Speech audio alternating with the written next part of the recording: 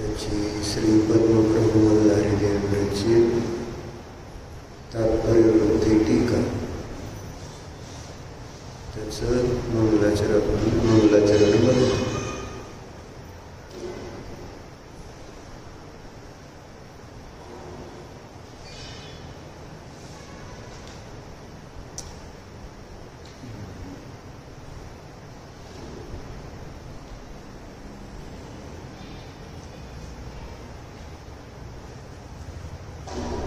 ग्रंथरचना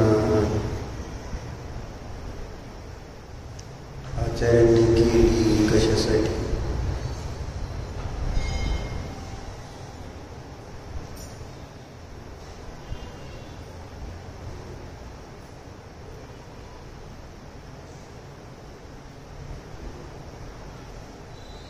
आम्हाला तुम्हाला काय सुतक आहे काय? पंखा नको आहे ना असं.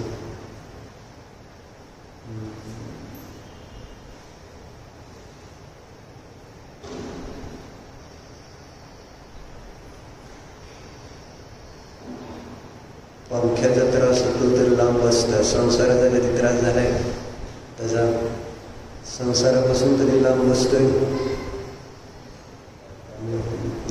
सांगतोय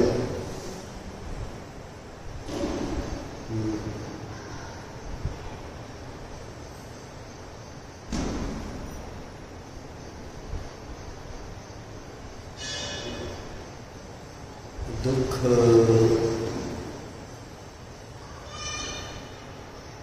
दूर करण्यासाठी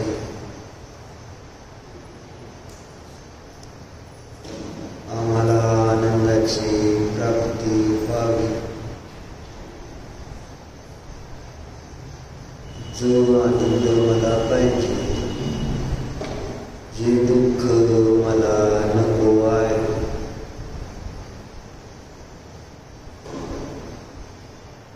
त्यासाठी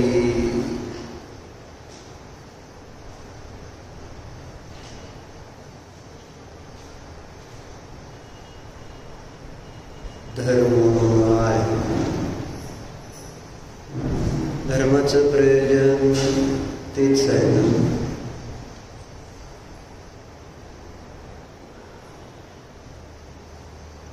आणि धर्मच त्या साध्याला सिद्ध करू शकतो, दुसरं कोणी नाही.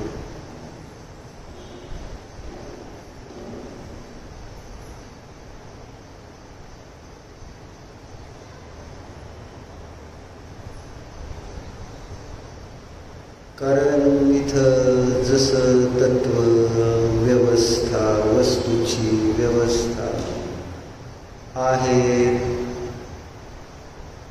त्याचं तसंच वर्णन केलेलं आहे. जसं आहे तसं.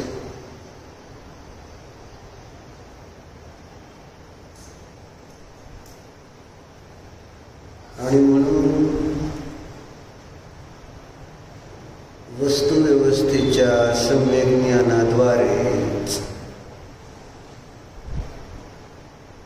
आमचं दुःख दूर होणार आहे. आम्हाला आनंदाची प्राप्ती होणार आहे. वस्तुव्यवस्था जशी आहे तशी.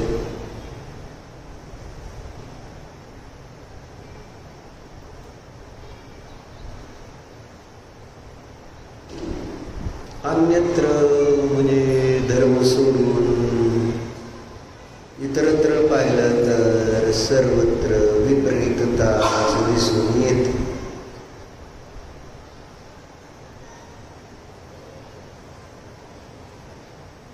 आणि त्यामुळं त्याच्याद्वारे आमच्या इष्ट साध्याची सिद्धी होत नाही.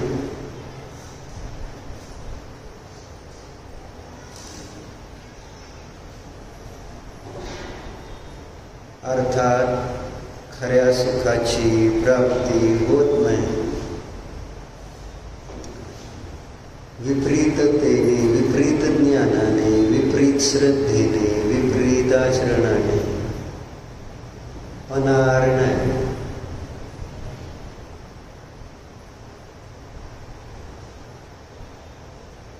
आणि म्हणून इथं पद्मब्रह्मचारी देव सुरुवातीलाच स्पष्ट शब्दामध्ये सांगतात की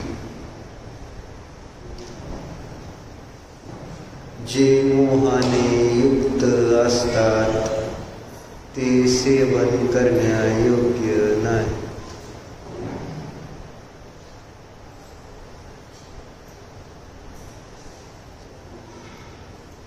मोही जीवांची सेवा, पूजा, अर्चा, आदर, विनय करण्यायोग्य नाही.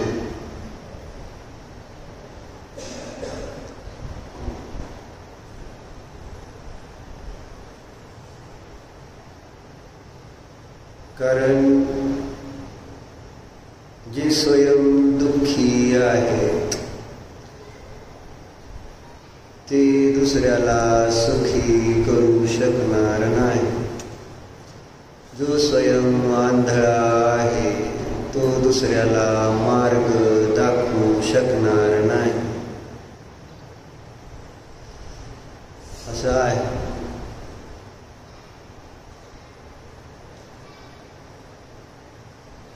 म्हणून म्हटले, हे परमात्मन, तुझा सद्भाव असताना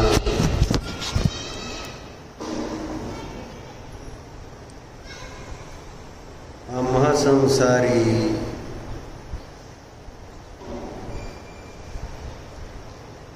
जीवांप्रमाणे मोहाने मुग्ध असणाऱ्या जीवांना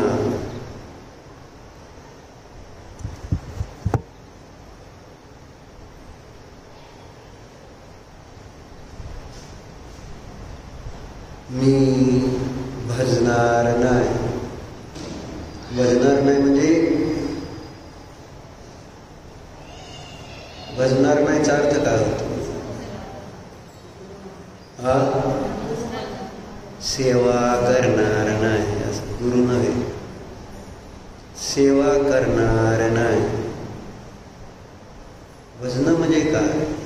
त्याच्याबद्दलचा आपल्या मनामध्ये असणारा विनय, आदर, त्याला म्हटलं भजन. मग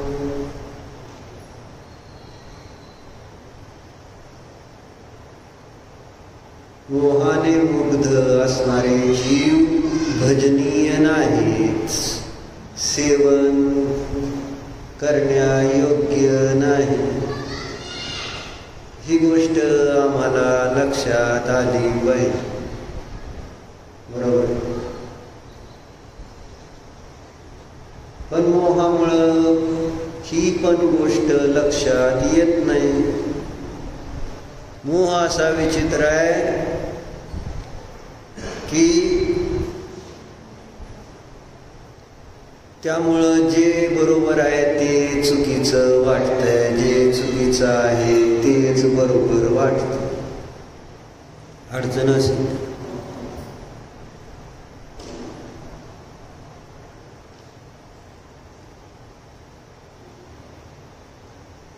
आपल्याला पटायला तयारच नाही.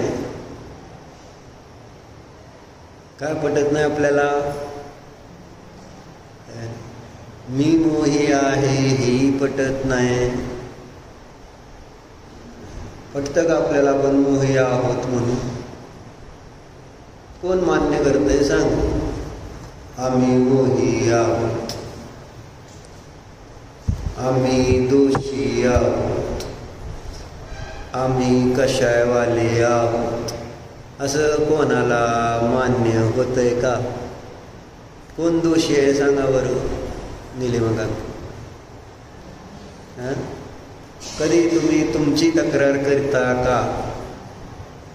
त्याच्यामुळं तुम्हाला खेद, दुःख, त्रास होतो का? तुमच्या दोषांमुळं तुम्हाला कधी त्रास होतो का? का तुम्ही निर्दोष आहात काय? म्हणजे बघायचं आपण बाकीच्यांकडं बघतो, बघताना मला तेच दिसतं, ते असे करतात, ते तसे करतात.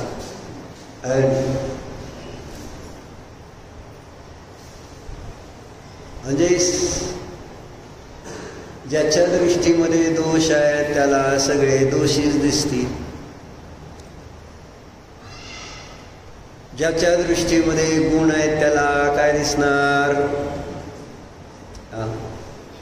गुणच दिसतील. बरोबर आहे. मग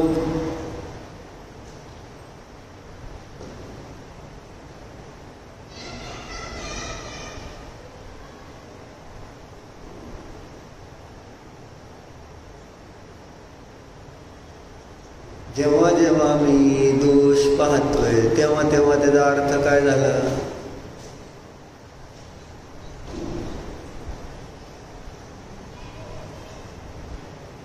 माझी दृष्टी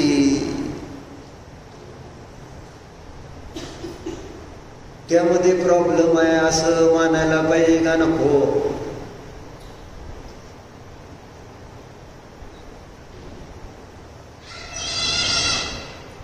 माझ्यामध्ये कशा आहेत असं मानायला पाहिजे का नको? कशांमुळं? मग भले ते सुधारण्यासाठी असू देत नाहीतर बिघडण्यासाठी असू, कसं का असेल, माझ्यामध्ये कशा असतील तेव्हाच मला ते दोष दिसतात. ज्यांच्याजवळ कशा नाही ते दोष आहे ना, त्यांच्याजवळ दोष बघायचा विषयच येत नाही. त्यांना जसं आहे तसं दिसतं. त्यामुळे त्यांच्या ठिकाणी राग नाही, द्वेष नाही. तुम्हाला जर दोष दाखवायचे तर तुमच्या ठिकाणी समता भाव राहतोय का? जेव्हा दोष आपण दाखवतोय त्यावेळेस तिथं समोरचा व्यक्ती दोष स्वीकारत नाही तर तुम्ही शांत राहू शकता का? तर तुम्हाला दोष सांगण्याची परमिशन आहे. कारण दोष आपण सांगितला, समोरच्याने मान्य नाही केला तर आपल्यामध्ये काय होईल? अजून कशाय वाढतील. म्हणजे चुकतोय तर चुकतोय आणि परत अजून मान्य नाही सम्यकजी. अजून काय होतं मग? अशा वेळेस काय होईल? दोष दाखवला आणि मान्य नाही केला तर त्रास कुणाला होईल?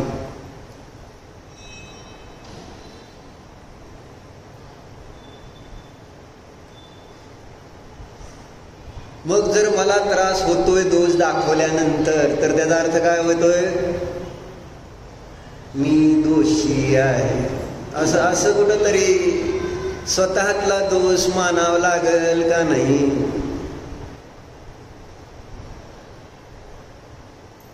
आणि अडचण अशीच आहे, जिथं जेव्हा जेव्हा मला कोणती प्रतिकूलता नाही तोपर्यंत मला असं वाटत नाही की माझ्यात काही प्रॉब्लेम्स आहेत, माझ्यात काही अडचणी आहेत. डॉक्टर, तुम्हाला वाटतं का तुमच्यात काय दोष आहेत म्हणून? अनुकूलतेमध्ये वाटतं का?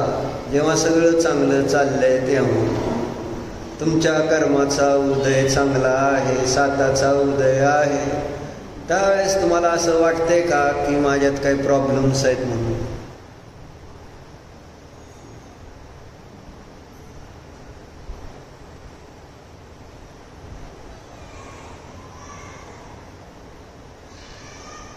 अनुकूलता असताना कुणालाच वाटत नाही मला काय अडचण आहे म्हणून, माझ्यात काय अडचण आहे म्हणून.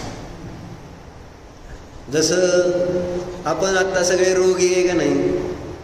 कुणाला वाटतंय रोगी आहे म्हणजे ज्याला विशेष व्याधी आहेत, खुर्चीवर बसणाऱ्या, गुडघ्याच्या पाठीच्या काय, आणि कोणा वेगवेगळ्या अडचणी त्या सोडा. पण विशेष असं काय घरी बसण्यासारखं, दवाखान्यात ॲडमिट होण्यासारखं अडचण नसताना आपण स्वतःला आत्ता रोगी मानतोय का? काय रोगी आहेस का निरोगी आहेस? औषध काय घेतोय? रोगी आहे तर हे रोगी आहे म्हटल्यानंतर औषध पण घ्यायला पाहिजे का नको? रोगी आहे याचा अर्थ रोगी आहे बस तुम्ही सांगताय म्हणून आहे. मग रोगी आहे तर कोणता रोग आहे, काय रोग आहे, आणि त्या रोगासाठी मी काय दूर करण्यासाठी काय विचार करतोय का? म्हणायला रोगी आहे का? आता तुम्ही म्हटलायच तर आता मग आता म्हणावं लागतं. नाही तर असं विचारलं असं सामान्य तर नाही मला रोग. बरोबर, मला काय झालं? तुला आत्ता जर म्हटलं जा दवाखान्यात दाखवून डॉक्टरकडे, तू काय म्हणजे मला काय झालं असं म्हणते ना. आत्ता मला काय म्हणतोय? काय नाही, मला रोग आहे म्हणतोय. मग आहे तर डॉक्टरला दाखव ना. म्हणजे तुला माहिती नाही की रोग आहे म्हणून. आणि मग कोणता रोग आहे सांग म्हटलं तर सांगता येईल काय? आणि मग रोग आहे म्हणायचं कशासाठी? आचार्यांनी जर सांगितलं शरीर आहे तर एका अंगावर 96 रोग आहेत.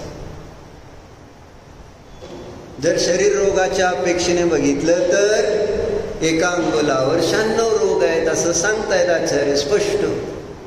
पण मी मान्य करतोय का की मी रोगी आहे? आणि अध्यात्म भाषेमध्ये सांगायचं झालं तर बरोबर, पण मान्य आहे का? ते म्हटले भवरोग आहे म्हणून. त्याच्यावर आपल्याला किती विचार आहे हे पण आहे पुढचं. आचार्याने तर 2-3 ठिकाणी लिहिलं ना, जित भवम अभिवंदे. पुढे जाऊन बघा काय म्हणते. म्हणजे त्यांनी कशा कशा भावना केल्या.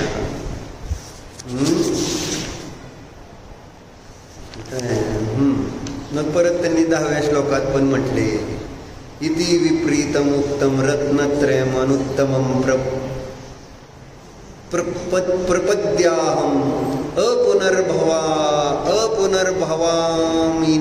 भवामिन्याम समुद्भवम अनंशम यामी. मग काय म्हटले? याप्रमाणे विपर्यायाने रहित आणि उत्कृष्ट रत्नत्रयाचा आश्रय घेऊन मी मुक्ती रमणीपासून उत्पन्न असं अशरीरी सुख प्राप्त करतो. अपुनर्भव. पुढे 11व्या श्लोकामध्ये पण त्यांनी त्याचं वर्णन केलं. आणि बुद्ध्वा जंतुर्न पुनरुदरम याति मातुः स भव्य. पुन्हा मातेच्या गर्भामध्ये जन्मायचं नाही असा तो जीव भव्य आहे ना. असं भव्य कुणाला म्हणायचं असं ते सांगताना अगोदरच्या 3 ओळीमध्ये त्यांनी दिलंय. काय दिलंय? मोक्षोपायो भवती यमिनाम शुद्धरत्नत्रय आत्मा. मोक्षाचा उपाय स्वरूप काय? शुद्ध रत्नत्रय स्वरूप आत्मा. बरोबर न? मग आत्मा ज्ञानम न अपरम आहे ना. दृष्टी आहे काय? दृष्टी ही अन्यापी नैव. आणि काय? आत्माच ज्ञान आहे आणि आत्म्यापासून ती भिन्न वस्तू नाही. तसंच दर्शन आहे ना. ज्ञान दर्शन हा जीवाचा स्वभाव आहे, ते आत्म्यापासून भिन्न नाही. तसंच शीलम आहे ना. तावत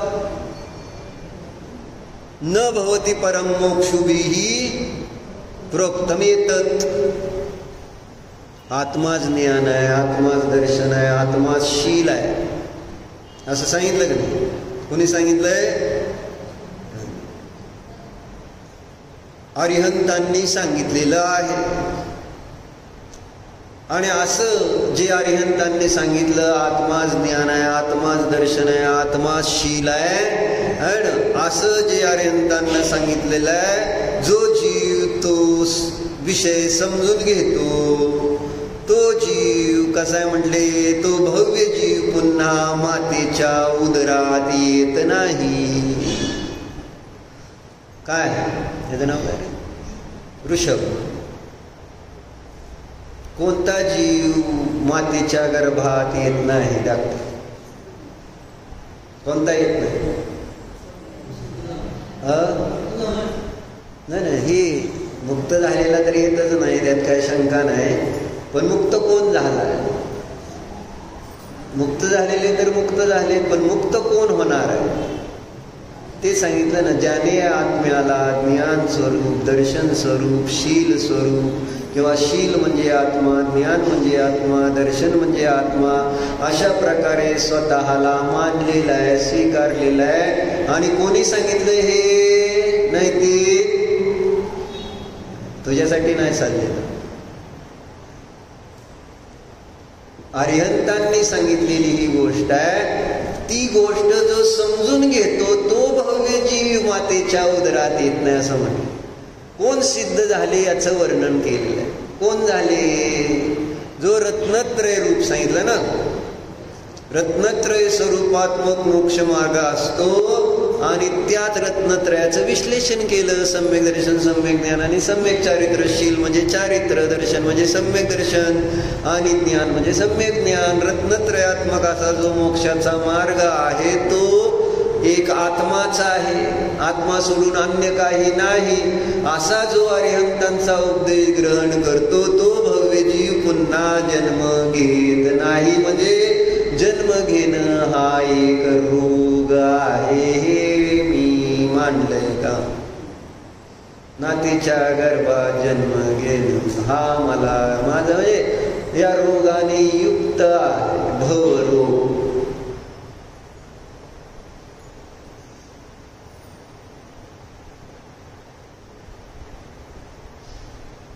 कशासाठी चर्चा चालली तरी? स्वस्थ आहोत. चर्चा कशासाठी चालली होती? मला माझे दोष अजून मान्य नाहीत. सम्यकजी मान्य आहेत का दोष? म्हणून गोष्ट एक आली त्याच्यावर बघा. म्हणजे थोडंसं एक सांगितलं विश्लेषण करून. किसी व्यक्ति का असली स्वरूप तब सामने आता है जब वह कठिन परिस्थितियों से गुजरता है. माणसाचं खरं आहे ना. आता सगळं मी शास्त्र सांगतोय त्यावेळेस काय बोल म्हणजे काय अडचण नाही. थोडं मी काल अभिजितजीला बोललो आहे ना, प्रतिकूल बोललो. काय झालं? काय झालं? चांगलं चाललंय, ठीक आहे, पण मान्यता काय? तसं काय मी वाईट नाहीच आहे. प्रतिकूल नाही बोलत तोपर्यंत काय माझ्यात भरलंय ते बाहेर दिसणार नाही. आणि मग गैरसमज असा राहतो माझ्यामध्ये की आय एम फाईन, माझ्यात काहीच प्रॉब्लेम नाही. कुणालाही विचारा, कोणत्याही सासूला विचारा, दोष तुमचा आहे? कुणाचा दोष? कोण नीट वागत नाही? सासू नीट वागत नाही का सून नीट वागत नाही? कोण नीट वागत नसतं? पिता बाई का काय म्हणते? मम्मी म्हणते का बाई म्हणते? मम्मी नीट वागत नाहीत का? तो नीट वागत नाही? सांग. मम्मीच की, त्यात काय सांग? नाही घाबरते इथं सुद्धा ते कसला धाक ठेवायला. शास्त्राच्या इथं खोटं बोललं तर पाप लागतं. मम्मी काय करत नाहीत ना? चालतं. तुम्ही काय करता का? त्याला त्रास देता का? काय मान कशी हलती?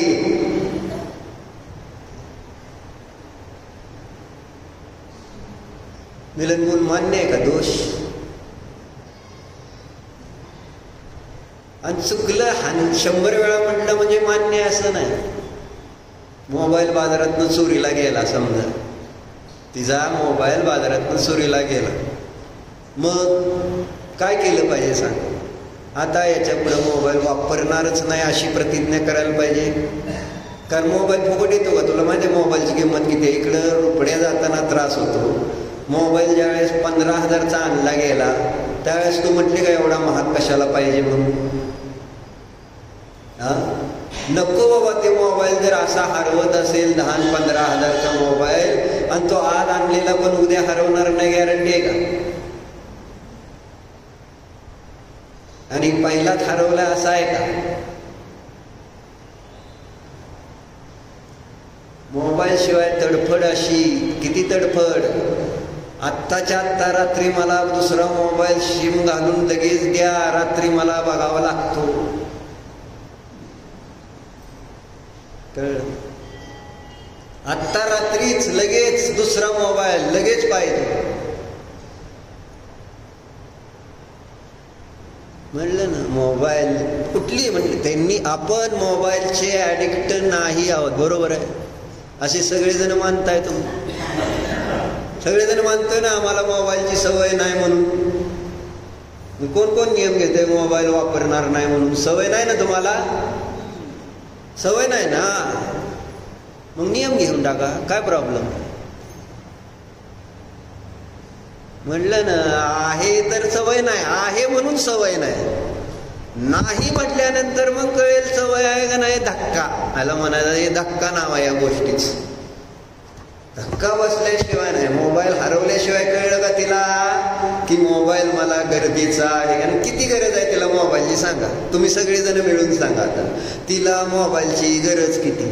पौर्णिमा बिन तुम्ही मैत्रीण आहे, तिची गरज किती आहे सांगा मोबाईलची मिलनमूलला. नसलं तर का अडचण येईल तिला, का अडचण येईल? मरून जाईल, बरोबर आहे ना? मरून जाईल का नाही ती? बघा, नाही मेली तर 2 दिवसात मोबाईल नाही दिल्यावर. समिताताई काय होईल? तुम्ही त्यांची मैत्रीण आहे ना, विचारले. सासू सुना दोघी एकाच मैत्रीण, म्हणजे दोघी सांगते तिला सून काय करते आणि सून सांगते सासूचं काय करते. त्यामुळे मधला दुवा त्यामुळे दोघीची मैत्रीण झाली. ती आपलं मन मोकळं करता येतं त्याच्याजवळ. बाकी काय चर्चा काय डॉक्टर, काय आपण सगळी स्वच्छ वाटतोय का नाही? ऋषभ, दोष आहेत का? काय काय नाही, सगळं ओके, सगळं ओके, नैतिक आहे ना. पप्पा घरात आहेत तर काय प्रॉब्लेम नाही ना तुला. पण जर पप्पा दुकानात तुला बसवून गेले बाहेर आणि गिऱ्हाईक आहे, त्यावेळेस कळते की काय अडचण आहे. पप्पा नसल्याची अडचण काय असते, बरोबर आहे. आहे तोपर्यंत त्याचं आपल्याला ना महत्व समजतंय ना त्याच्यातलं दोष समजतं. अनुकूलता आहे तोपर्यंत कळत नाही की हे माझ्यासाठी काय कामाचं आहे किंवा नाही. मी कसा आहे आणि मी कसा नाही हे मला कळत नाही तोपर्यंत. माझं आपण म्हटलं ना, आपण सगळे लवाड मायाचारी. माझं खूप प्रेम आहे. काय तुमचं प्रेम आहे का नाही बायकोवर डॉक्टर? आहे का नाही? तुम्हाला पण कळलं आता की बाबा हे धक्का दिल्याशिवाय कळणार नाही म्हणून गोष्ट पुढं आहे का काय झालं. घटना काय है? किसी व्यक्ति का असली स्वरूप तब सामने आता है जब वह कठिन परिस्थितियों से गुजरता है. वह अपनी गलती को स्वीकार करता है या दूसरे को दोष देता है. यही उसके चारित्र का आईना होता है. आप कितनी महंगी कार में चलते हैं, किस ब्रांड के कपड़े पहनते हैं, आपके पास कितनी आलीशान नौकरी और घर है, ये सब बाहरी दिखावे हैं. असली पहचान तो यह है कि आप दूसरों से कैसा व्यवहार करते हैं. सफलता, संबंध, सम्मान, सब कुछ इसी एक गुण से जुड़ा है, व्यवहार. व्यवहार कशावर डिपेंड आहे? कशावर डिपेंड? कशावर अवलंबून आहे व्यवहार? तुमच्यात गुण कोणता आहे ते महत्व सांगेल. पण आजकाल तुमच्या गुणाला व्हॅल्यू किती आहे? एक प्रोग्राम आहे असं समजा, एंगेजमेंटचा, लग्नाचा प्रोग्राम. का असतं तिथं? सांग, काय चाललेलं असतं आणि कशासाठी चाललेलं असतं? तिथं जो जो कार्यक्रम करताय कोणासाठी केला जातो? दिखावा, दिखावा, केवळ दिखावा. म्हणजे आत्म मनामध्ये आर्द्रता शून्य. प्रत्येक गोष्ट बाहेरनं व्यवस्थित पाहिजे, आतनं बाहेरनं काही लागत नाही. प्रेम पाहिजे फक्त. आत्म प्रेम असेल तर बाहेरनं एकही गोष्ट नसू द्या, चालतंय का नाही? तुम्ही किती त्या ठिकाणी जेवण केले, 2 गोड गेलेत का, लय बोलवलंय, या बसा म्हटलाय, नुसतं त्या ठिकाणी बाहेरनं दिखावा. एक हिथं माणूस उभा केला, 2 तिथं माणसं उभा केली, 4 तिथं माणसं उभा केली, आणि त्यांना पण ते पाहिजे ना, आपल्याला पण ते द्यायचंय. दोघांना आतनं काही घेणं देणं नाही. एक संबंध जोडायचा म्हटलं कृत्रिमता. काय संदेश? काय दिखाव्यामध्ये कृत्रिमता आहे का अकृत्रिमता? आणि जिथं अकृत्रिमता आहे तिथं दिखाव्याची किती गरज असते. उलट दिखावा दाखवला तर ती कृत्रिमता होते. आपण म्हणतो ना, व्यवहारात काय शब्द वापरला, काय म्हणजे त्याला फॉर्मॅलिटी नको. पण आजकाल फॉर्मॅलिटी इतक्या मोठ्या झाल्या, जसं पॅकिंग मोठं झालंय, आतला माल खराब आहे चांगला आहे तो विषय महत्वाचा. बरोबर आहे, पॅकिंग मोठं पाहिजे. माल काय ह्याला इम्पॉर्टन्स किती, तीच गोष्ट आहे. काय म्हणले इथं दुसरं काय, अपनी गलती को स्वीकार करता है, दूसरों को दोष देता है, ये उसके चारित्र का आईना होता है. आप कितनी महंगी कार में चलते हैं, किस ब्रांड के कपड़े पहनते हैं, या आपके पास कितनी आलिशान नौकरी या घर है, याच्यावर डिपेंड आहे का? पैसा जसा जसा येत जातो ना, घमंड वाढत जातो. काय पण करून दाखवतो मी पैशानं. शिगडीचा निपल काय, अख्खी शिगडी देतो तुम्हाला, तुम्ही काय समजला?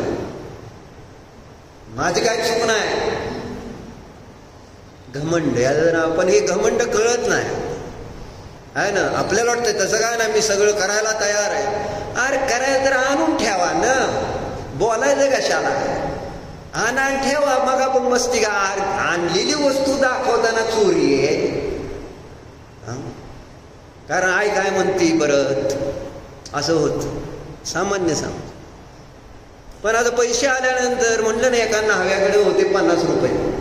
काय न्हाव्याकडे 50 रुपये होते, जरा एक्स्ट्रा साठली. मग कोर्टा आपलं त्याच्याकडे माणसं दाढी कटिंगला येणार, खेडेगावातला झाडाखाली आपलं टाकून बसलेला. आणि खेडेगाव न्हावी म्हटलं तर पहिल्यांदा काय गप्पा, कारण ते कटिंग करणारा गप्प बसतंय. मग त्याला करमणूक काय, मग न्हावी म्हणजे सगळ्या गावाचं त्यावेळेस ही असायचं बातमीदार. गावात काय चाललंय काय नाही, न्हाव्याकडे जाऊन बसायचं. बरोबर आहे का? म्हणजे पूर्वी असं असायचं. मग ती न्हावीकडं प्रत्येक जण येऊन बसल्यानंतर काहीतरी कोणाच तरी गावात तक्रार असणार की त्याचं भांडण, त्याचं बांध, ती काहीतरी तक्रारी. मग त्यावेळेस ते प्रत्येकाला एकच सल्ला देणार, काय कर केस. काय म्हणणार, कर कोर्टात केस, जाऊ दे 50 रुपये. मग एक जरा असा शाना मनुष्य गेला त्याच्यात. पण त्यांनी पण असं म्हटल्यानंतर ते त्याला म्हटलं, कर केस, जाऊ दे 50-100 रुपये कोर्टात. काय भानगड आहे, प्रत्येकाला म्हणतो केसच करू म्हणतो कोर्टात सारखं. मग त्याला कुठून तरी त्यांनी माहिती काढली व्यवस्थित, आणि मग त्याला कळलं की याच्याकडे 50-100 रुपये आहेत साठले. मग गपचीप त्यांनी ते 50-100 काढून घेतले त्याच्याकडून, म्हणजे त्याला न कळलं. मग असं झालं किंवा कळून काढली समजा काय असेल त्याने. आता त्याच्याकडे काय पैसे शिल्लक नाही. मग परत आला तक्रार घेऊन, असं कर. काय नाही, केस बीस करण्यात मजा नाही, फुकट पैसे जातील. म्हणजे ना आपल्याजवळ जेव्हा जे असतं ना त्यावेळेस आपल्याला तशी मस्ती असते, पण आपल्याला वाटत नाही, धक्का नाही ना बसलेला. आज आलं तर माझ्याकडे काय काय काय करू, ही करून दाखवतो, ती दाखवतो, बरं दाखव. पण लक्षात घ्यायला पाहिजेत काही गोष्टी. चर्चा कशासाठी चालली, कोणतं कार्य चाललंय, पण मी समजतोय का नाही, मी सगळं बरोबरच. धक्का बसल्याशिवाय कळत नाही, बरोबर आहे का?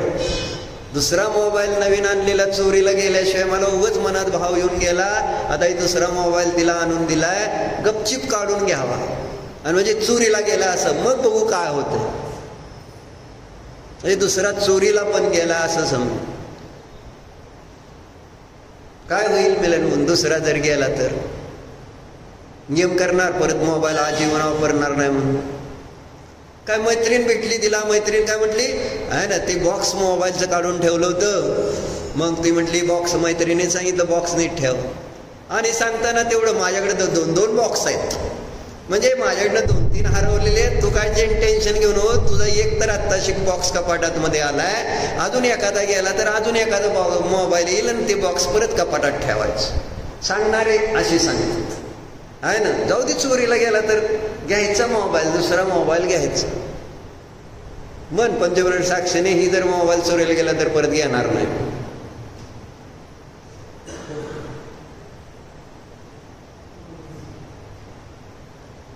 अडचणी इथं पैसे किती पाण्यासारखे वाहिले तर चालतं.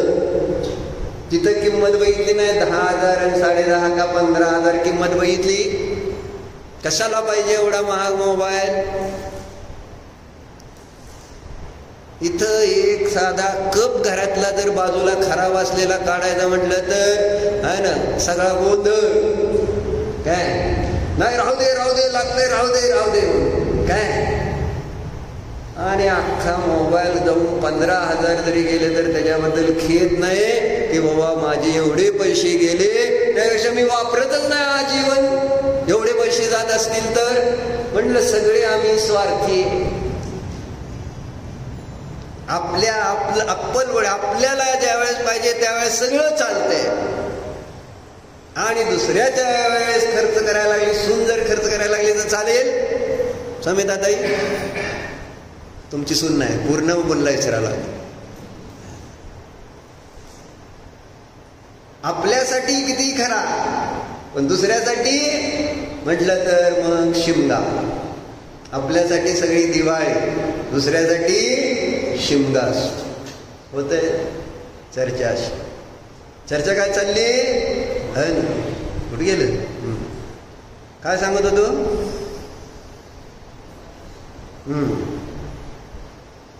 अपनी गलती को सिखाना.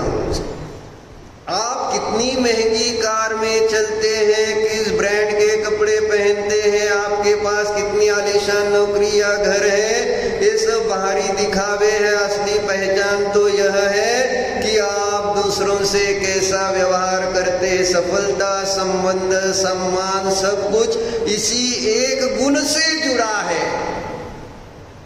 तुम्ही समजताय असं की पैशाशी जोडले. पैसे आल्यामुळं मला असं वाटतंय, बाहेरचं त्या ठिकाणी वैभव वाढलं तर मला असं वाटतं की सगळं मला कशामुळे डॉक्टर.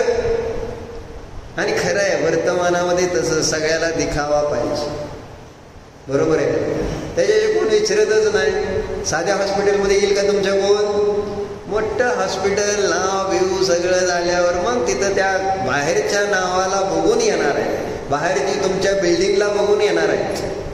आजकाल ही डोक्यात बसलेलं आहे.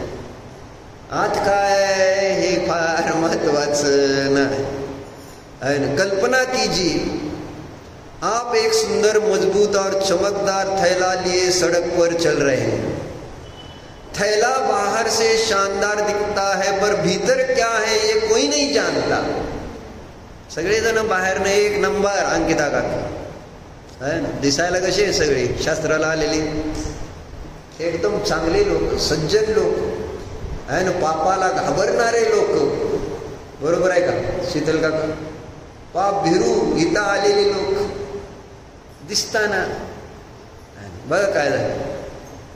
कल्पना कीजिए आप एक सुंदर मजबूत और चमकदार थैला लिए सड़क पर चल रहे हैं। थैला बाहर से शानदार दिखता है पर भीतर क्या है यह कोई नहीं जानता। तभी अचानक पीछे से कोई आपको धक्का देते हैं, आप लड़खड़ाते और थैला जमीन पर गिरकर खुल जाता है और उसके भीतर की हर चीज बाहर आ जाती है। पुढं काय, आजूबाजूला सगळे लोक बघतात, काय करतात, का कशाला बघतात? की माणूस पडलाय त्याला बघतील, कुणी धक्का दिला ती बघतील, समजी काय बघतील? ते बॅग मधनं जे बाहेर पडलेली वस्तू आहे सगळ्यांचं लक्ष, कारण ते दिसताना असं सुंदर होतं की आता त्या, आणि त्याच्यामध्ये काय होतं बाकीच्याच काही घेणं देणं नाही। तुम्ही बाहेरनं कसं आहे ते नाही, त्याच्यातनं बाहेर आलं काय लक्ष कोणाकडे आहे ते सांगते दोघा। अगर थैले में किताबें थी तो उनके पन्ने उड़ने लगेंगे, अगर कांच था है ना तो वह टूटकर चुभेगा, अगर फूल थे तो सुगंध फैल जाएगी और अगर गंदगी थी तो बदबू दूर तक जाएगी। ध्यान दीजिए, लोगों को यह याद नहीं रहेगा कि धक्का किसने दिया, क्यों दिया, वे सिर्फ यही याद रखेंगे कि थैले में क्या निकला।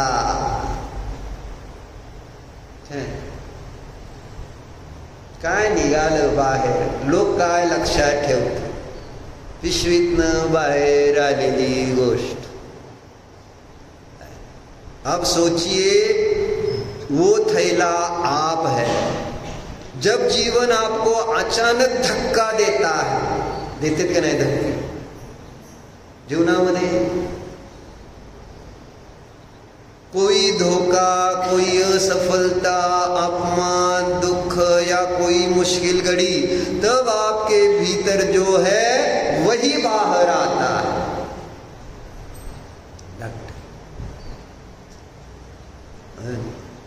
आप बाहर से चाहे जितने भी सभ्य, शिक्षित या आकर्षक दिखे, समझिए धक्के के बाद आपकी प्रक्रिया है ना, आप जो प्रक्रिया देते हैं वही असली आप है। जेव्हा प्रतिकूलता येते त्यावेळेस तुम्ही जी रिॲक्शन देता ते तुम्ही असता। रिॲक्शन काय, अनुकूलतेमध्ये सगळ्या चांगल्याच रिॲक्शन आहेत, नेपते परत आम्हांकडे आज जायचंय, रिॲक्शन चेहऱ्यावर काय आहे, आत्ता तर जाऊन आली रिॲक्शन, त्याला म्हणायचं रिॲक्शन, सजलते बरोबर आहे का? मग आत्ता म्हणजे सांगायचंय काय, धक्का नाही ना, तुम्हाला कुठला धक्का लागत नाही रेवतीला, तोपर्यंत तुम्ही म्हणणार आय एम व्हेरी गुड, मी सगळ्यात खूप चांगली, हा प्रत्येक जणाला मस्ती, मी फार चांगला आहे, मी म्हणजे मी त्याला अपवाद नाही असं समजू नका, मी पण काहीतरी शान आहे फार। धक्का मला पण दिल्यानंतर तुम्ही बघता काय होतं ते असली आप, पण त्याच्याकडे लक्ष तर द्यायला पाहिजे का नको? परंतु त्याला आपण मान्य करत नाही, जे धक्का बसल्यानंतर माझ्यातनं जे बाहेर पडतंय आणि ते माझं दोष आहे, चूक आहे, हे मला मान्य असतं का? प्रतिकूलतेमध्ये जे माझ्याकडनं कशा होतील, विभाग होतील आणि ते माझे दोष आहेत, ते मला मान्य असतात का? श्रेणीबाई, अनुकूलतेमध्ये दोषाचा विषय येतो, पण प्रतिकूलतेमध्ये जेव्हा मी क्रोध करतो, कशाय करतो, त्यावेळेस ते माझं चुकलंय। शीतलबाई, शीतल काका चुकलंय का तुमचं काय? दुकानात बसल्यावर चुकलं म्हणून मी तुम्हाला काय सांगितलं मान्य? काय नाही, मी तर माझ्यातच असतो, हे सगळं पाप करणं माझा धर्म आहे. जेव्हा जेव्हा धक्का बसेल तेव्हा तेव्हा जी जी प्रतिक्रिया येईल तेव्हा तेव्हा त्याला आपण ते माझं चुकलेलं आहे असं मानतो का? असली आप न काय झालं बघा.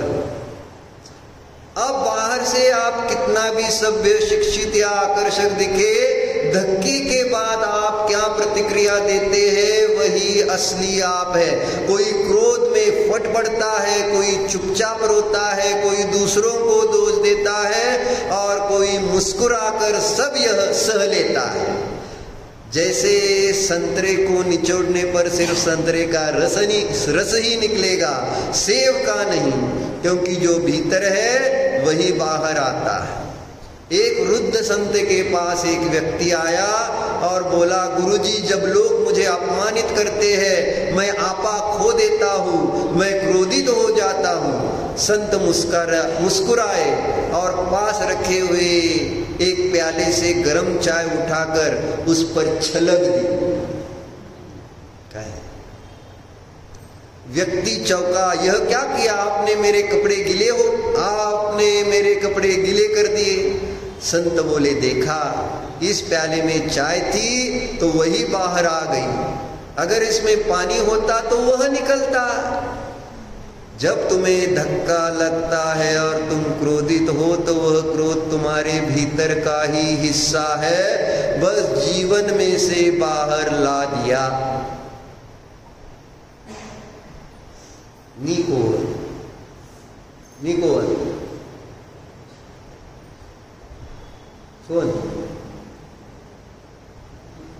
कोण आहे? तपासायचं आज तपासायला काय अडचण? प्रतिकूलता ही तपासायला काय अडचण? आणू का प्रतिकूलता? तुम्हाला नियम दिला की प्रतिकूलता आली, बरोबर आहे का? समेची नियम ही अनुकूलता आहे का प्रतिकूलता आहे सांगा? असंयमीसाठी संयम हा प्रतिकूल झाला सजलजी. नाही, मग मी तुम्हाला जर म्हटलं अम्मांकडे जायचा नियम दिला तर प्रतिकूलता झाली की नाही? का अनुकूलता होईल? कारण तुम्हाला जायचं नाही आणि मी जावा म्हटलं, काय झालं? असं आपल्यात आपण काय आहोत. आणि तेच तुमच्या दादाला काय, तुमचे दादा म्हणताय का पप्पा म्हणताय का डॅडी? पप्पाला काय झालं तर जाणार का नाही जाणार? काय म्हणून म्हटलं आपल्यात काय हे असं सरळ सरळ आपण शास्त्र ऐकलं, थोडं चांगलं आहे सगळं, तसं नाही. आपल्यात काय नेली मग की सून जेव्हा प्रतिकूल वागेल त्यावेळेस आपण काय, बरोबर आहे का? कोण आहे आपण? दोषी नको आहे ना, मी समता स्वभावी आहे हे पडायला पाहिजे ना बाहेर. आणि तो प्रसंग सुद्धा सांगितलं ना, 3-4 प्रकारे. कोणी क्रोध करते, कोणी रडते, कोणी दोष देते, कोणी त्या ठिकाणी हसून त्या प्रसंगाला आहे ना गौन करते. ठीक आहे, आलं गेलं, कर्म होतं, आलं गेलं, मीच केलेले दोषाचं मी फळ भोगतोय असं आपण रोज ऐकतो. शास्त्र सगळ्याला येतंय, पण कोण मान्य करते की बाबा हे मीच केलेल्या कर्माचं मला फळ देते म्हणून? त्याला अभ्यास करावा लागेल, पुन्हा पुन्हा अभ्यासार्थ सांगावं लागेल की हा दोष समोरच्याचा नव्हता, नाही, नसणार, हा दोष माझाच होता, मीच केलेला होता, हा दोष माझाच आहे. असं नको दृढतेने आपण आपल्यामध्ये होणारा जो काही त्रास आहे त्याला स्वीकार, दोष आहे त्याला स्वीकार. दुसरं काय त्रास देते सांग? किती म्हटलं तर फरक पडतोय. स्वयं के जो कर्म शुभाशुभ फल निश्चय ही देवे देते, अपने कर्म सिवाय जीव को कोई न फल देता कुछ भी, हे आपण म्हणतो. मान्यता किती बदलली. म्हटलं धक्का बसल्यावर कळतं. वाचू का पूर्ण करू का? मग काय झालं बघा, कुठे गेलं रे?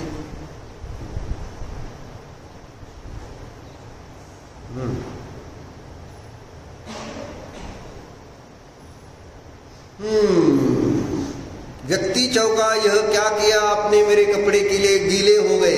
संत बोले, देखा इस प्याले में चाय थी तो वही बाहर आए, अगर इस प्याले में पानी होता तो वही निकलता.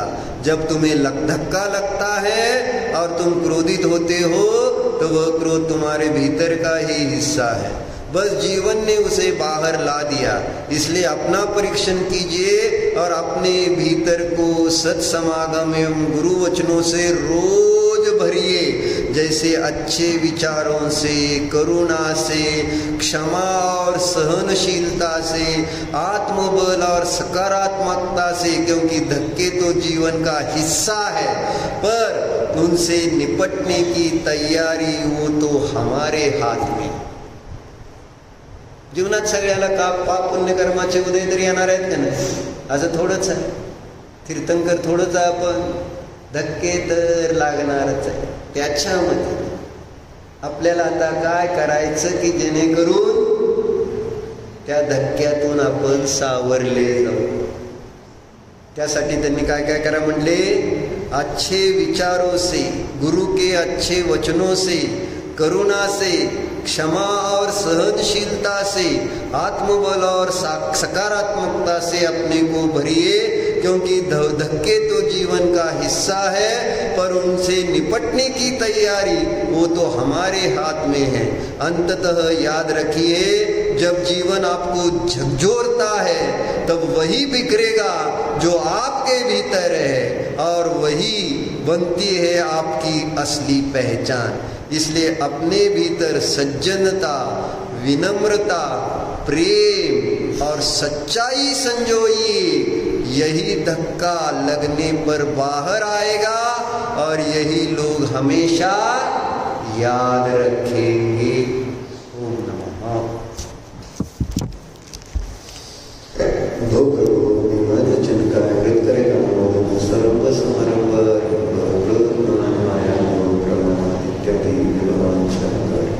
माझ्या गुरुनी अभावात गुरुभावात शास्त्र गुरु यांचा घेतलेल्या एकेंद्रियापासून पंचेंद्रियापर्यंत ज्या काही जीवांची सैरत्न झाली साध्य करीत असताना घडलेले या सर्व दोषाविषयी पश्चाताप. हे माझे सर्व दोष मिथ्या हो, मी माझ्यामध्ये राहो. या सर्व दोषाविषयी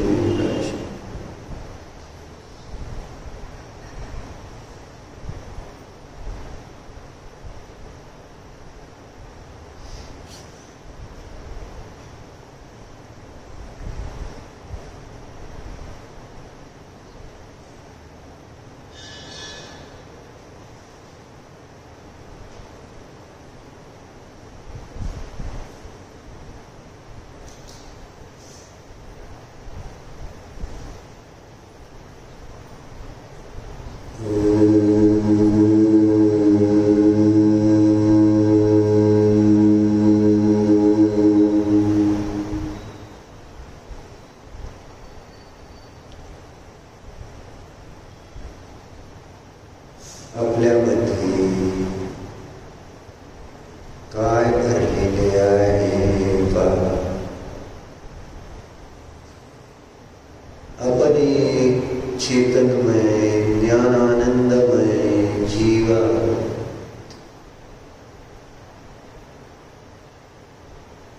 पहा, आपल्यामध्ये शांती भरलेली आहे. आपल्यामध्ये केवळ क्षमाच भरलेली आहे.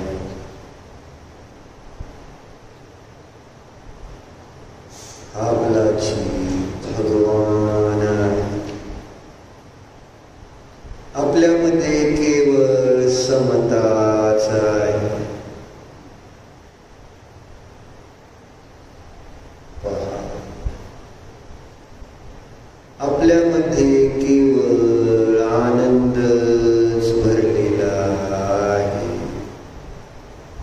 त्याचं अनुभवन करा, श्रद्धान करा.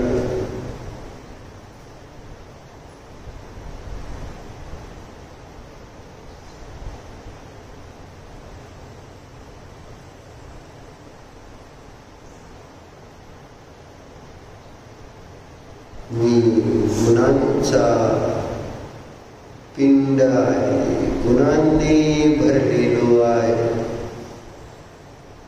माझ्यामध्ये दोषाला स्थानच नाही, जागाच नाही. पहा, मी भगवान आहे, परमात्मा आहे.